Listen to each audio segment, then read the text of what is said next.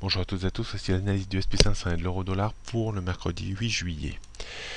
Le SP500 se rapproche dangereusement du bas de sa zone de trading range 2050-2060 points après avoir tenté une petite incursion en dessous il y a quelques heures.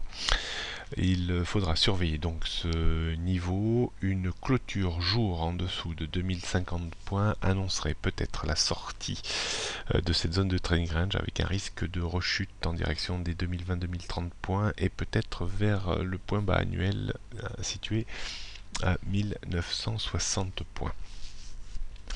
A noter maintenant une belle zone de résistance autour des 2080 points avant le haut de la zone de résistance 2115-2125 points.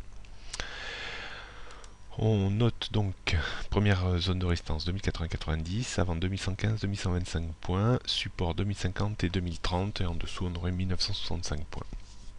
La neutralité reste encore de mise entre 2050 et 2125 points, mais je maintiens toujours un petit peu ce biais baissier qui finira probablement par faire sortir le SP500 de cette zone de trading range par le bas à échéance fin d'été, début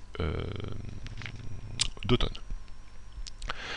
On jette un coup d'œil sur l'euro-dollar. L'euro-dollar qui reste toujours un petit peu sous dépendance baissière avec les intermoiements de la Grèce. On voit mal comment l'euro-dollar pourrait vraiment remonter au-dessus de 1,1480. On pourrait, si la situation continue à s'enliser, revenir tranquillement chercher le support de la zone de trading range 1,0820, 1,1480. Et si on devait enfoncer 1,0820, alors on reviendrait très probablement en direction du point bas annuel qui est situé vers 1,0480.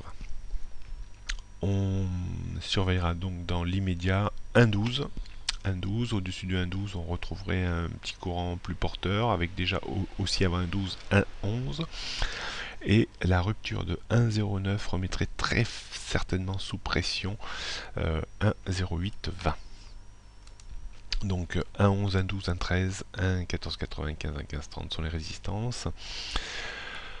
1,10 est un support mais qui est régulièrement et facilement enfoncé maintenant avant 1,09 et 1,0820. Tendance toujours très baissière à long terme en dessous des 1,1530. Bonne journée à toutes et à tous et à demain.